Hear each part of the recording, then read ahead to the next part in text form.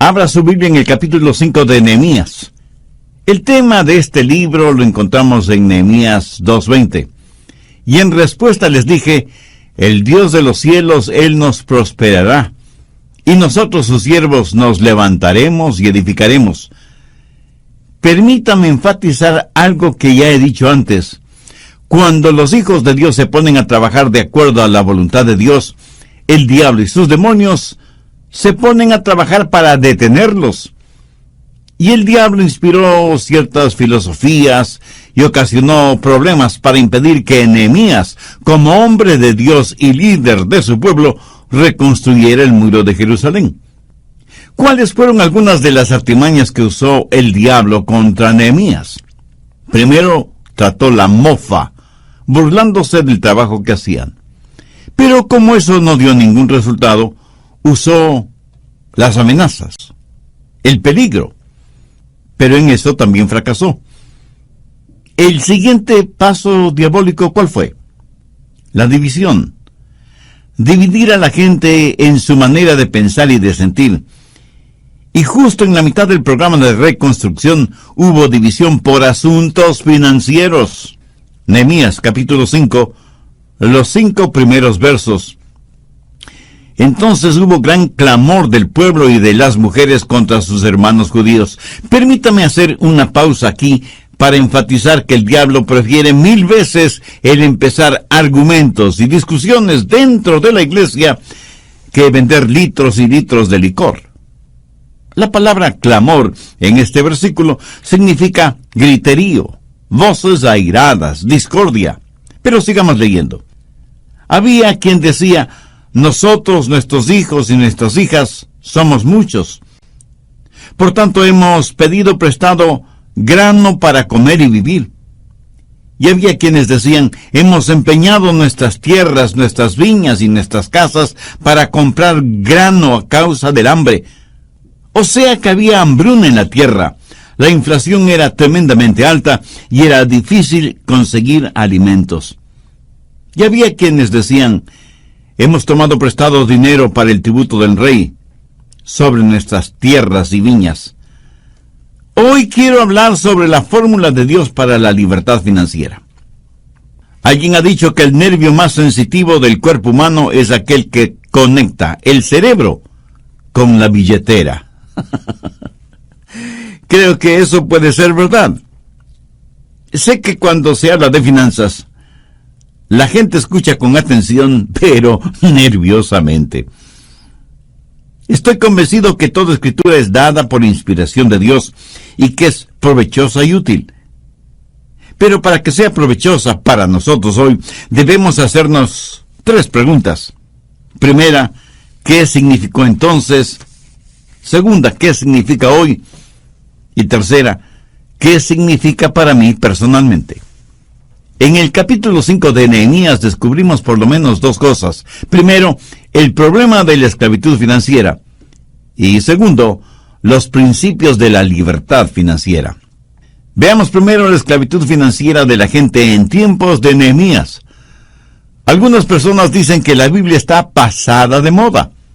Pero solo el leer los primeros versos de Nehemías 5 es como estar leyendo las noticias financieras en cualquier periódico del mundo actual. Note 3 cosas en lenguaje moderno.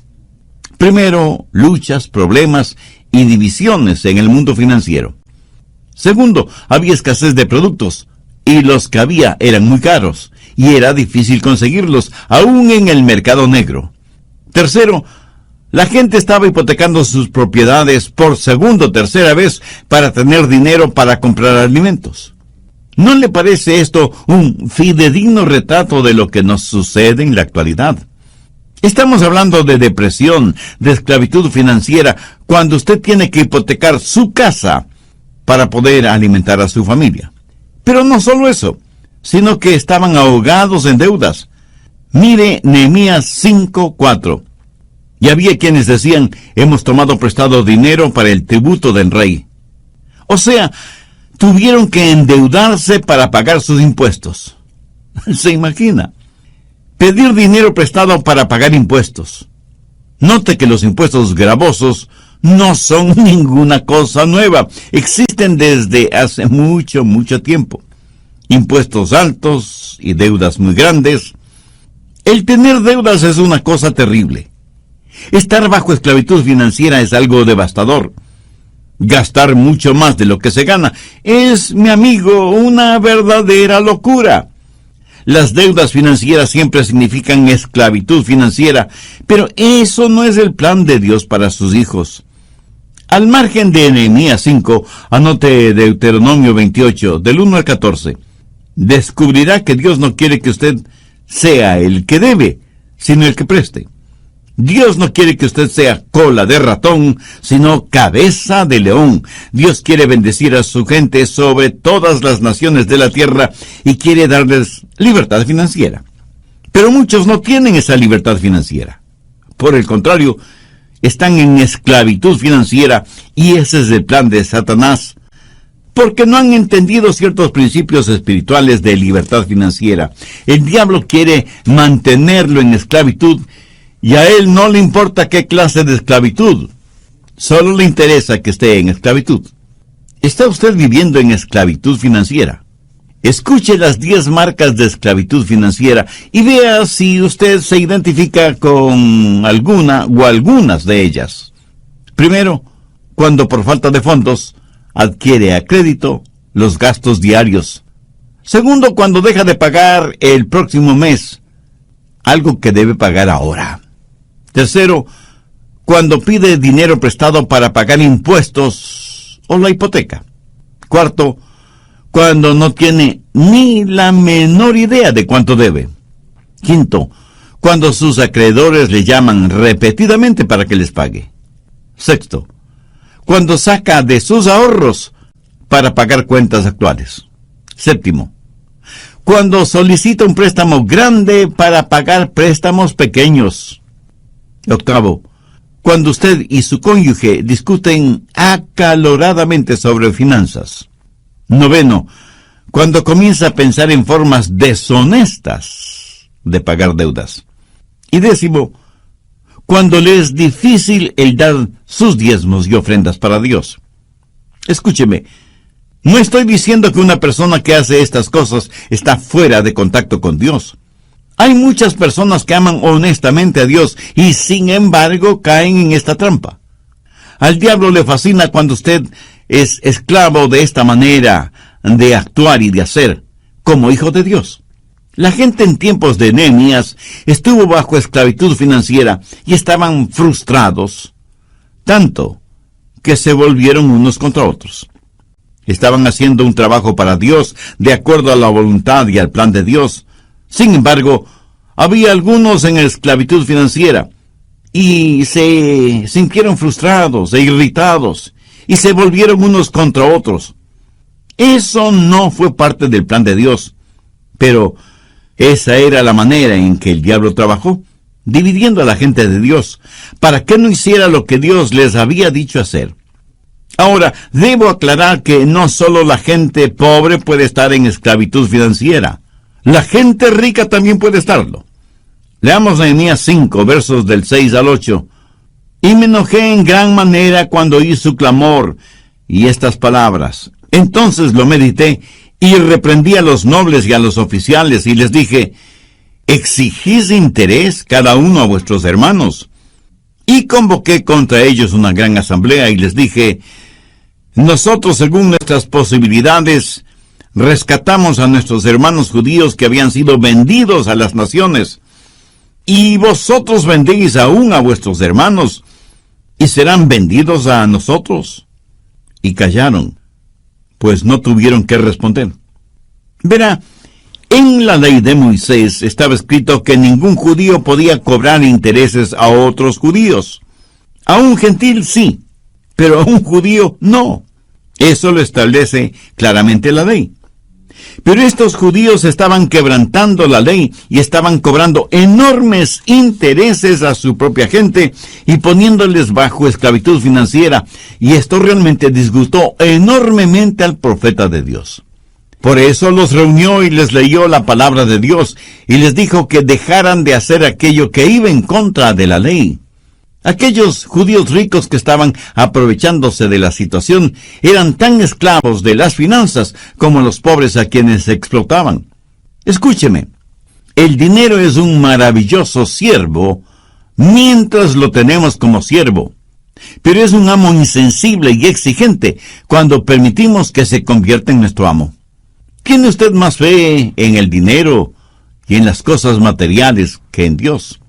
Si su respuesta es afirmativa, usted está en esclavitud financiera, y esa es la peor clase de esclavitud que puede experimentar un hombre o una mujer.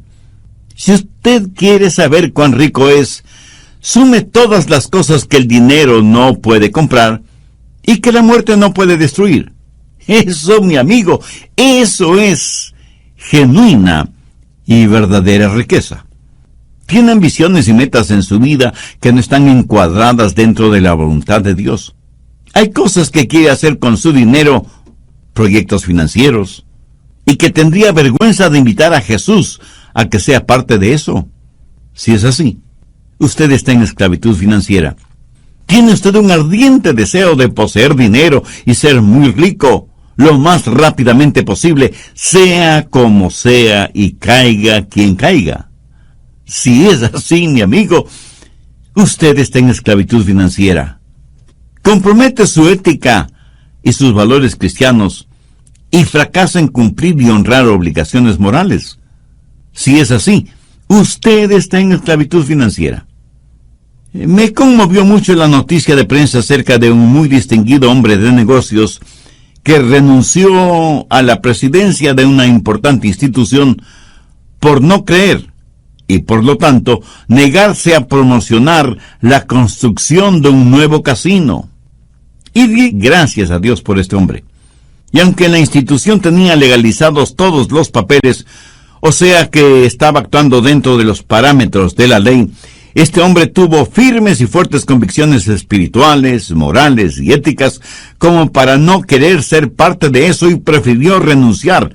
Por supuesto, le aceptaron la renuncia.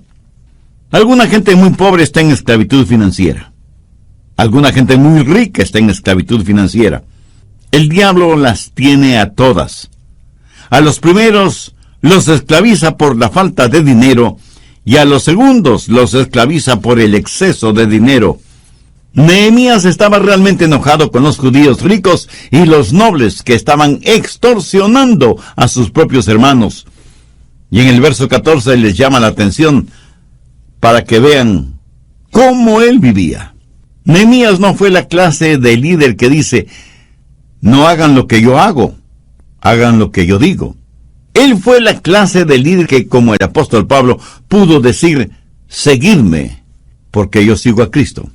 Veamos cómo vivió este gran líder, este gran hombre de Dios, Nehemías. Y hay algunos principios que quiero que veamos juntos. Creo que son magníficos principios porque son principios para la libertad financiera. Y cada hijo de Dios debe estar financieramente libre, porque Pablo dice en Filipenses 4:19, mi Dios pues suplirá todo lo que os falte conforme a sus riquezas en gloria en Cristo Jesús. Bien, veamos primero el principio de prioridad. Nehemías 5, versos 14 y 15. También desde el día que me mandó el rey que fuese gobernador de ellos en la tierra de Judá, desde el año 20 del rey Artajerjes hasta el año 32, 12 años, ni yo ni mis hermanos comimos el pan del gobernador. Pero los primeros gobernadores que fueron antes de mí abrumaron al pueblo y tomaron de ellos por el pan y por el vino más de 40 siclos de plata. Y aun sus criados se enseñoreaban del pueblo. Pero yo no hice así a causa del temor de Dios.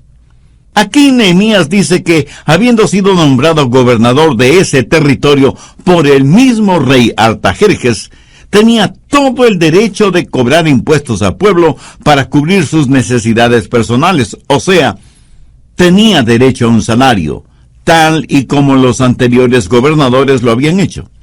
Pero note lo que Nehemías dijo. Pero yo no lo hice así, a causa del temor a Dios. Nehemías tenía ciertos derechos, privilegios y prerrogativas, pero él no los utilizó. Él se rehusó a tomar lo que por derecho le pertenecía, por temor a Dios. ¿Qué quiso decir con eso?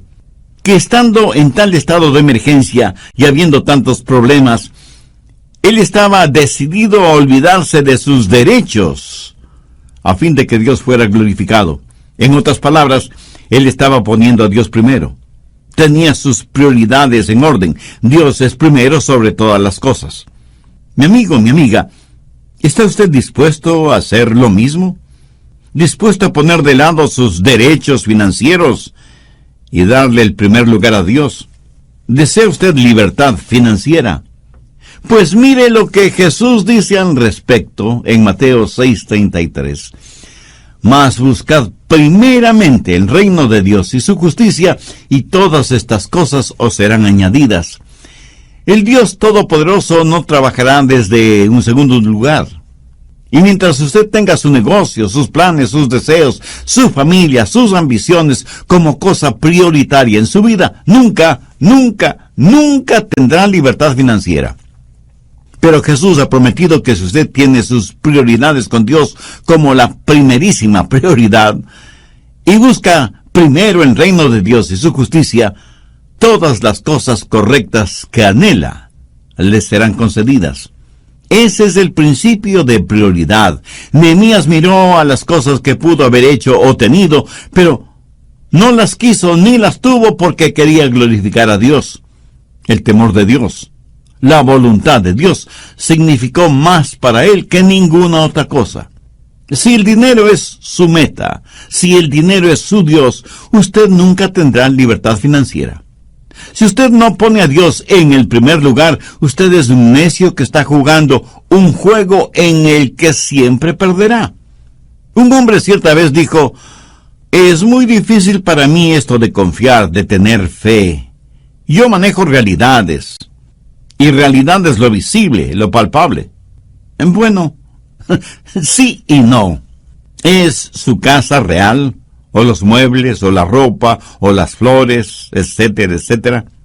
Son cosas reales en el sentido de que las vemos y están ahí, pero no son reales en el sentido de permanencia, porque no duran para siempre. Veamos 2 de Corintios 4:18. No mirando nosotros las cosas que se ven, sino las que no se ven, pues las cosas que se ven son temporales, pero las que no se ven son eternas. La realidad no está en aquello que usted puede ver, palpar, gustar o sentir. La única realidad está en Dios. Amigo, si usted pone su confianza en las cosas que puede ver, tocar y saborear y sentir y contar, está viviendo en un mundo ilusorio. Las cosas que se ven son temporales, las cosas que no se ven son eternas. Y cuando Dios es nuestra prioridad número uno, es que estamos en contacto con la realidad. Voy a resumir brevemente lo que vimos en el programa anterior. Recuerde que estamos estudiando la vida de Nehemías, especialmente con lo que tiene que ver la reconstrucción del muro y de las puertas de la ciudad de Jerusalén. Estamos en el capítulo 5 de Nehemías.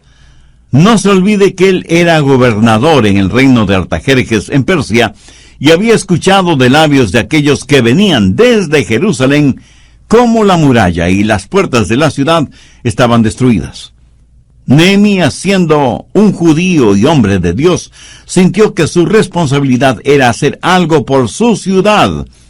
Y como líder, convocó a los judíos para que le ayudaran en esa tarea. ¿Cómo vivió este gran hombre de Dios y extraordinario líder? En su vida hay algunos principios que quiero que los veamos juntos porque creo que son magníficos principios para la libertad financiera.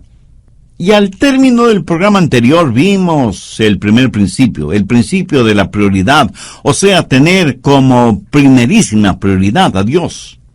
Ni posición política, ni bienes materiales, absolutamente nada debe ocupar ese primer lugar que solo le pertenece a Dios.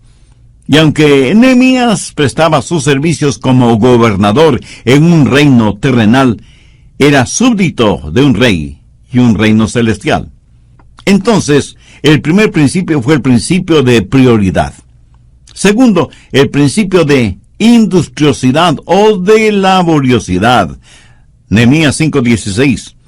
También en la obra de este muro, restauré mi parte. Si su meta es tener suficiente dinero en el banco para no tener que trabajar más, es que no ha entendido de qué se trata la vida. Sabe que hay miles de personas que han hecho arreglos para no tener que trabajar nunca más. Sabe que la Biblia dice que hay que trabajar 6 días, pero también dice que hay que descansar. ¿Sabe por qué muchos no tienen libertad financiera? Porque piensan que trabajo es una mala palabra.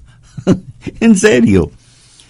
Algunas personas no reconocen una oportunidad porque viene con ropa de trabajo.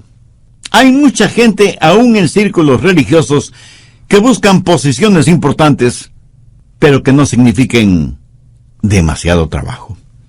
Y detrás del deseo de muchas personas de ganar miles o millones en diferentes loterías o en los casinos, está el anhelo de tener mucho dinero para no tener que trabajar.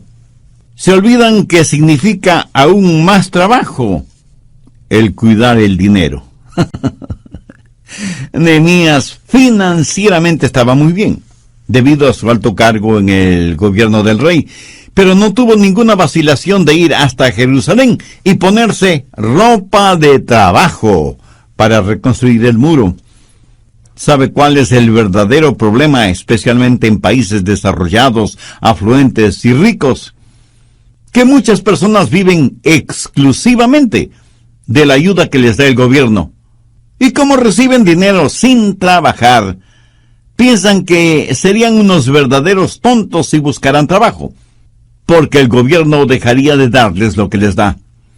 Al respecto, un notable estadista y economista internacional dijo sarcásticamente que en algunos países desarrollados sus gobiernos son los mayores promotores de la vagancia y el desánimo, porque sostienen a los vagos que no quieren trabajar y cargan con excesivos impuestos a aquellos que trabajan. Y para poder mantener a los primeros, tiene que meter la mano en los bolsillos de los segundos. Bueno, sin comentario alguno.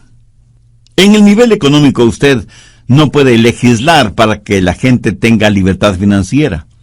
Las leyes no pueden sencillamente decretar que se termine la pobreza, quitando a los ricos lo que tienen para dárselo a los pobres, porque a la larga sucederá lo siguiente.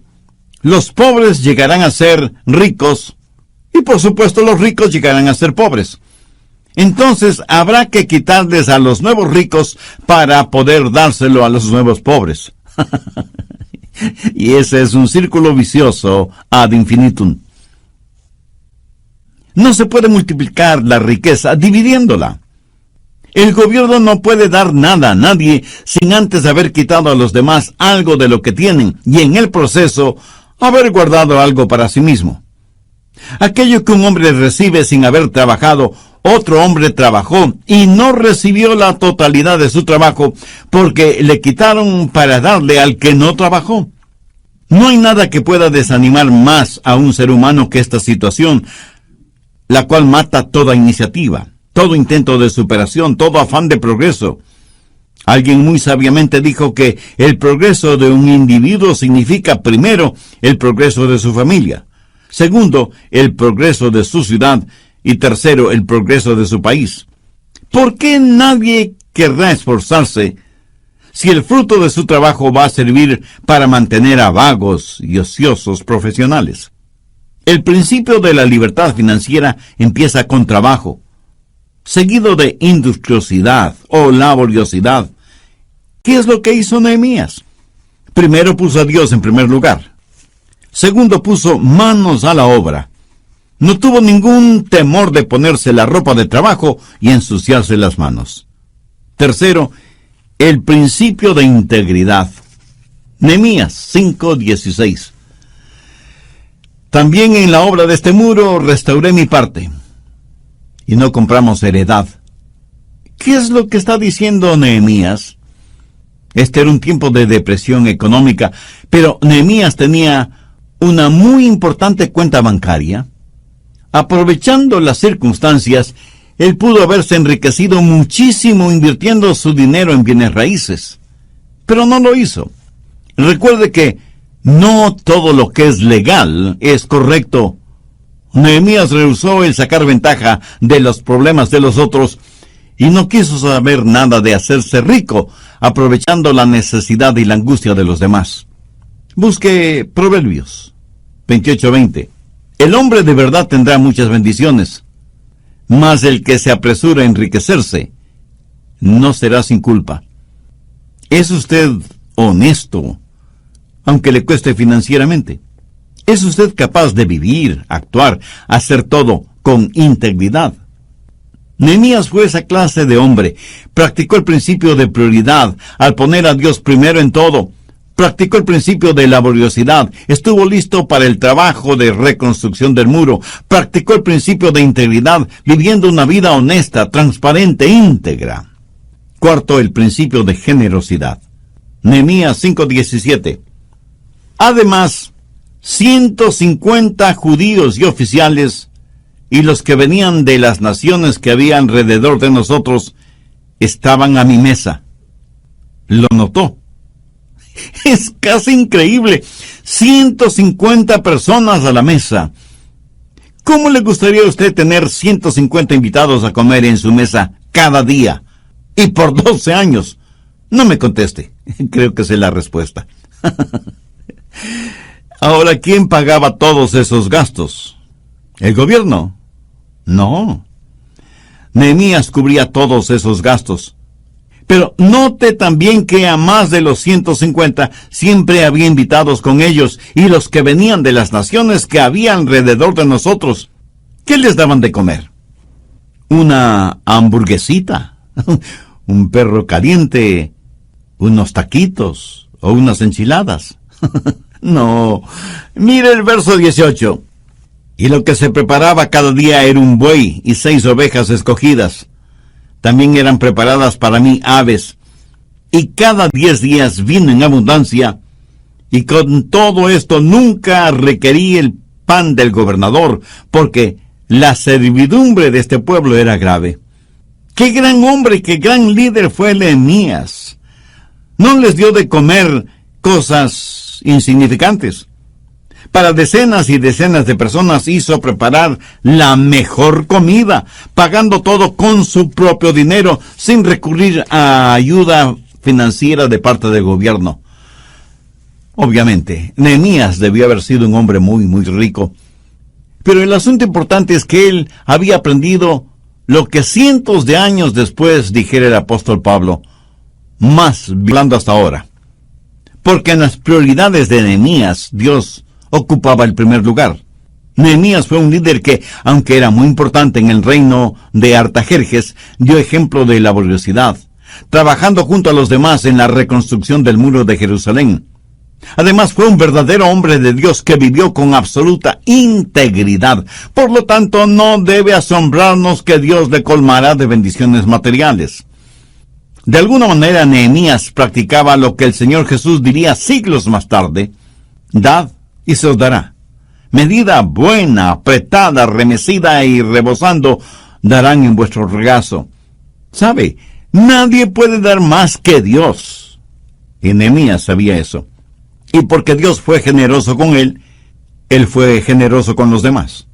Busque 2 Corintios 9:6. El que siembra escasamente, también segará escasamente. Y el que siembra generosamente, generosamente también segará. Si usted es agricultor y quiere solo una pequeña cosecha, sembrará muy pocas semillas. Pero si quiere una gran cosecha, sembrará muchas semillas. Esta es una ley divina inmutable que se puede aplicar en todos los aspectos de nuestras vidas. Cosecharemos aquello que hemos sembrado, tanto en calidad como en cantidad. ¿Tiene interés en saber cómo dar? Bien, hablemos de generosidad. Voy a darle 7 principios de generosidad espiritual. Primero, Dios sabe nuestras necesidades. ¿Está de acuerdo con eso? Muy bien. Segundo, Dios hace provisión adecuada. Él sabe cuánto va a poner a nuestra disposición, porque como Él sabe todas las cosas, sabe exactamente qué y cuánto necesitamos. Tercero, Dios se complace en dejarnos saber lo que Él quiere que hagamos. Hay alguien que piensa que Dios nos dice que debemos hacer su voluntad, pero rehúsa en revelarnos cuál es su voluntad. Dios sabe cuál es la necesidad y cuánto de esa necesidad la va a solucionar por nuestro intermedio. Cuarto, Dios nos capacita en forma suficiente para que podamos hacer lo que Él nos guía para que hagamos. Nos pedirá Dios que hagamos algo que no podemos hacer.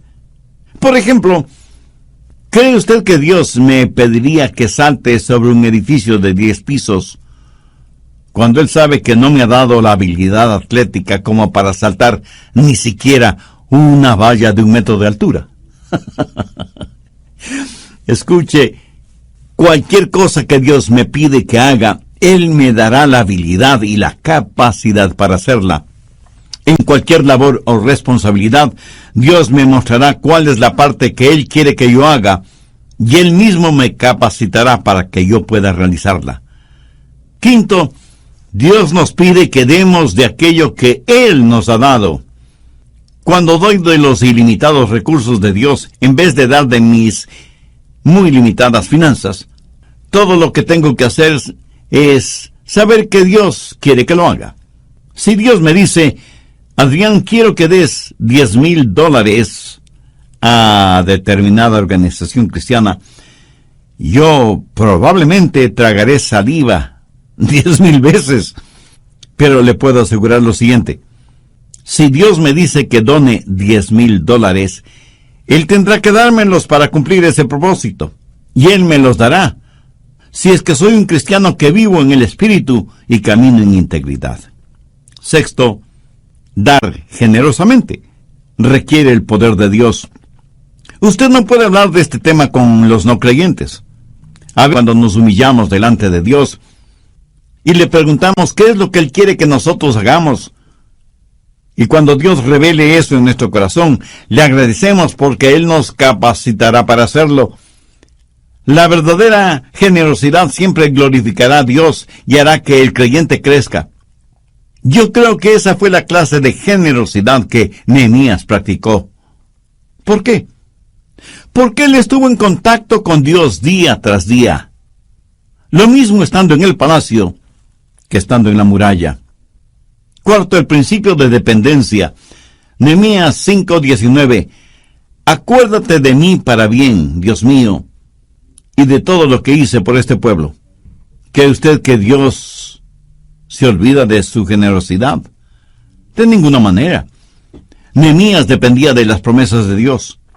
Para su recompensa, él no estaba confiando en ningún hombre, dependía de Dios para sus necesidades y porque había puesto a Dios como prioridad número 1 en su vida. También tenía la confianza como para acercarse a Dios y pedirle sus bendiciones. Salmo 35:27. Canten y alégrense los que están a favor de mi justa causa, y digan siempre, sea exaltado Jehová, que ama la paz de su siervo. Este es un versículo maravilloso. Dios debe por siempre ser exaltado y magnificado, porque Él se alegra y se goza en la prosperidad de sus siervos. Si usted es una persona honestamente próspera, Dios siente satisfacción por su prosperidad. Dios no quiere que usted viva en esclavitud financiera. Él quiere liberarlo de esa esclavitud. Estos principios, el de la prioridad, el de la laboriosidad, el de la integridad, el de la generosidad y el de la dependencia, si los pone diariamente en práctica, le puedo asegurar por experiencia propia que revolucionarán su vida espiritual y su vida financiera. Si usted aún no es un hijo o una hija de Dios, sabe que puede hacer esa decisión ahora mismo. Le invito a hacer una sencilla oración como la siguiente. Recuerde que Dios le escucha. Diga, querido Dios, dueño de todo cuanto existe en el universo, vengo a ti sabiendo que soy un pecador, que estoy perdido y que soy muy pobre espiritualmente. Vengo en busca de tu gracia y de tu misericordia. Señor Jesús, tú entregaste tu preciosa vida en la cruz del Calvario para con tu sacrificio pagar la culpa por mis pecados. Hoy, con la fe que tengo, firme, fuerte, pero sencilla. Te invito a que seas mi Salvador y mi Señor. Toma el control de mi vida. Ayúdame a ser la clase de persona que tú quieres que sea. Hazme un instrumento útil y de bendición en tus manos. Lo pido en tu precioso nombre. Amén. Amén. Amén. Amén. Amén.